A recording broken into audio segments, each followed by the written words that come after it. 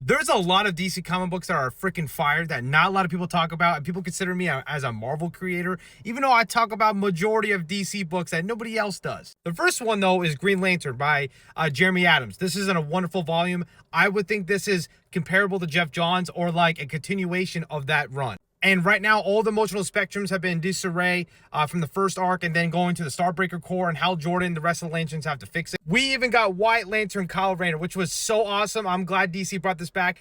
And he's actually learning how to use this ability just like that, where it doesn't drain that much energy from him and he can just casually use it. Now, we could talk about New Gods, which I do apologize. I got to cover it soon. But New Gods has been amazing. We actually even got this new character, which he's kind of like Gore the God Butcher. His name is Karok Etor, and he actually went to New Genesis to kill the High Father, but Hightail came in and sacrificed himself for the High Father, which is insane. But I highly recommend reading New Gods because in terms of cosmology for DC, this is very helpful. I have to talk about Superman, right, by Joshua Williamson. This is going to be probably the best modern Superman run outside of Philip Kennedy Johnson's War World, which that is another one. You got Superboy Prime coming in, punching the comic book panels. Absolutely amazing. And of course, we got to talk about Batman and Robin by Joshua Williamson and Philip Kennedy Johnson.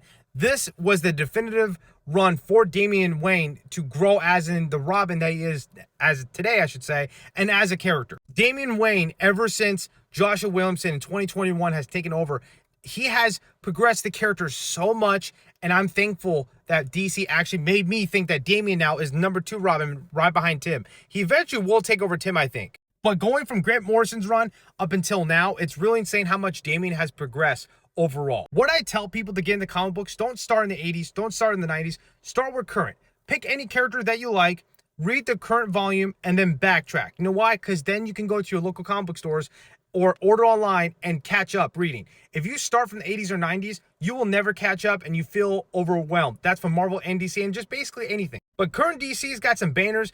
I actually like the main line over the Absolute Universe. Not saying the Absolute Universe is bad, but a lot of DC guys don't talk about this stuff. And I try to my best. It's just that I guess I have a lot of people who follow me from Marvel, and so I do a lot of Marvel content, but I do both, man. I like both companies right now, what they're doing. They got some amazing storytelling right now. I hope that answers your question, man, but Green Lantern by Jeremy Adams is so peak, dude. I'm telling you, it's one of my favorite DC runs right now.